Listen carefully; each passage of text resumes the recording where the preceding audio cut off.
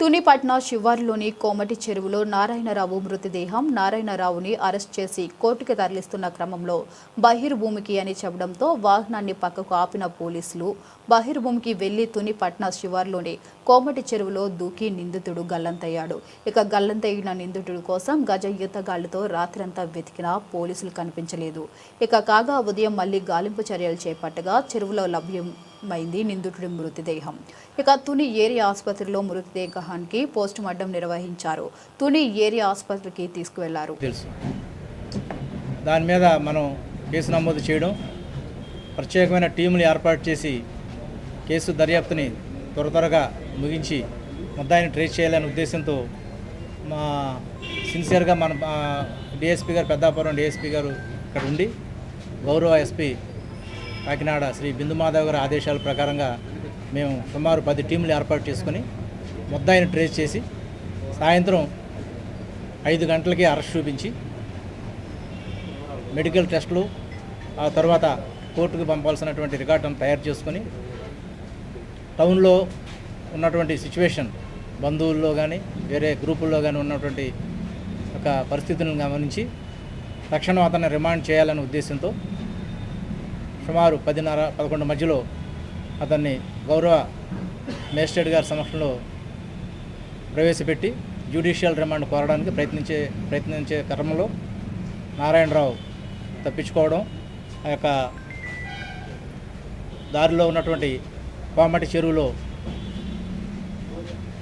దగ్గర nature calls కని ఆగి అతను ఈ చేసిన నేరానికి సిగ్గుపడుతూనో లేకపోతే మరేదైనా కారణం చేతో చెరువులో దూకడం జరిగింది.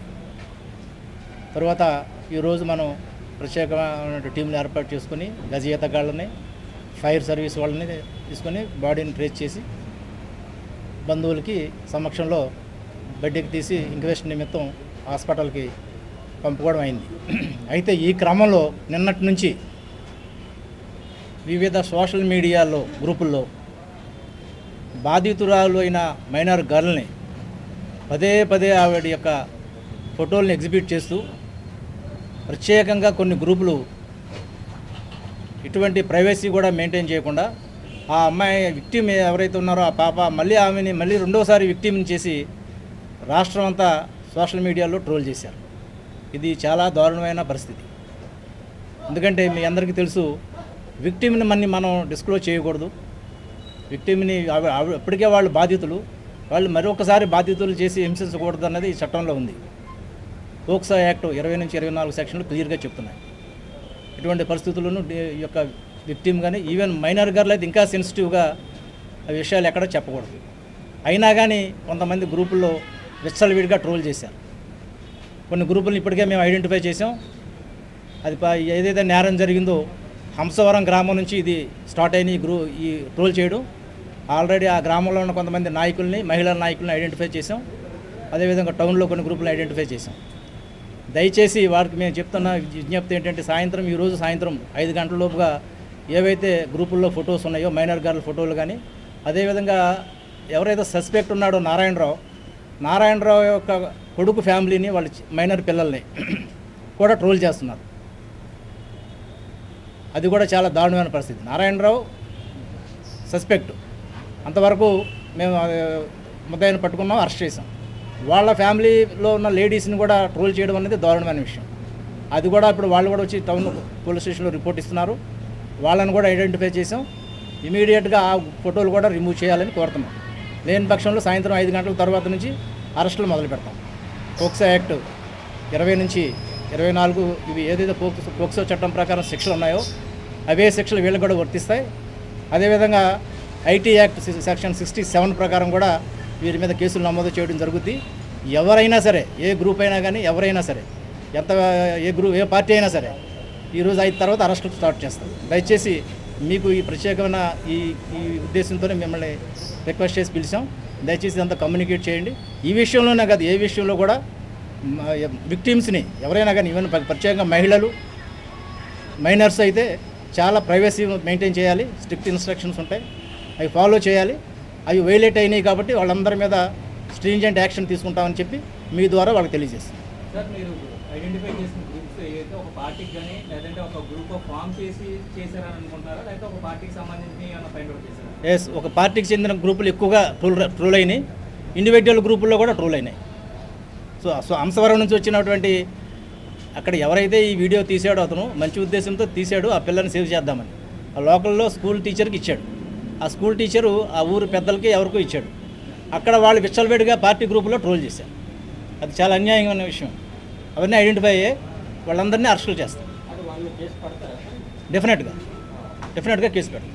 ఓకే, ఇంకోటి ఇప్పుడు ఈ నిందితుని నిన్న 5 గంటలకు అరెస్ట్ చేశారు కదా సాయంత్రం, మీకు 24 గంటల టైం ఉంది కోర్టు ముందు ప్రొడ్యూస్ చేయడానికి. రాత్రినే ఎందుకు తీసుకెళ్ళాలి? అదే చెప్పాను కదండి, మనకి ఇక్కడ టౌన్లో ఉన్నటువంటి సిచ్యువేషను, వాళ్ళ బంధువుల నుంచి ఉన్నట్టు కమోషను, వాళ్ళు అదర్ గ్రూపుల్లో ఉన్నటువంటి వాళ్ళు ప్రెషరు, టౌన్ కూడా ఫాలో అవ్వడం, అరెస్టులు చేయడం, హైవే మీద ట్రాఫిక్ ఆపేయాలన్న స్థితికి వాళ్ళు వెళ్తున్నారు. కాబట్టి అంటే ఏ ఉద్దేశంతో చేశారో మాకు తెలియదు. మేము ముద్దాయినది అరెస్ట్ చేసాం, మీరు అన్నట్టుగా 24 గంటల్లో మాకు టైం ఉంది, మార్నింగ్ ప్రొడ్యూస్ చేద్దాం అనుకున్నాం.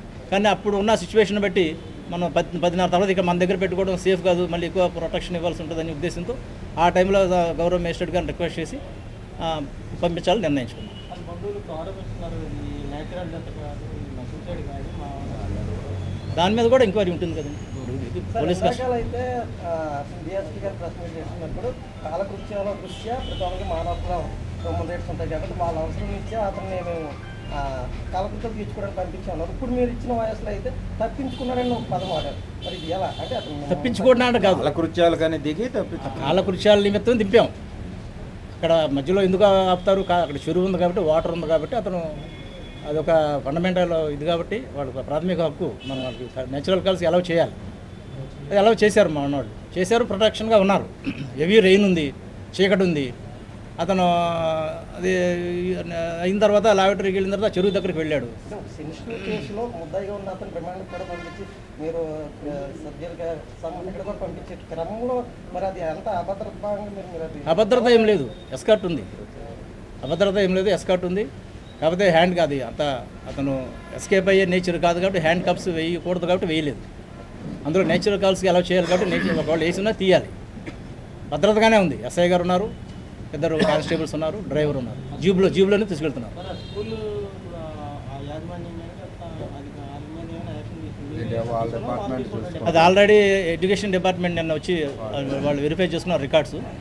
వాళ్ళు ల్యాబ్సెస్ ఏమైనా ఉంటే వాళ్ళు యాక్షన్ తీసుకుంటారు. మన వైపు ఏం లేదు. అంతే. ఏమైంది అంటే అతను నోన్ పర్సన్, ఆ పాపకి తాతయ్య అని పిలుస్తుంది. ఆ పాపే లెటర్ రాసింది, మా తాతయ్య వచ్చారు నన్ను అలౌ చేయండి అని.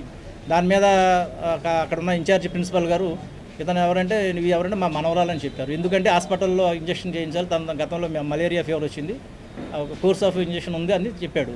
దాని మీద అతను సంతకం తీసుకొని ఈ పాపని అడిగి వాళ్ళు అలౌ చేశారు. కాకపోతే అందులో వాళ్ళ ల్యాబ్సెస్ పేరెంట్స్ కన్సర్న్ తీసుకోలేదన్నది వాళ్ళ బంధువుల అభియోగం. దాని మీద కన్సర్న్ డిపార్ట్మెంట్ యాక్షన్ తీసుకుంటుంది. థ్యాంక్ యూ అండి. ఈ విషయం కొద్దిగా దయచేసి మీ ద్వారా అన్ని మానవత్వంతో అందరూ వ్యవహరించాలని మేము రిక్వెస్ట్ చేస్తాం.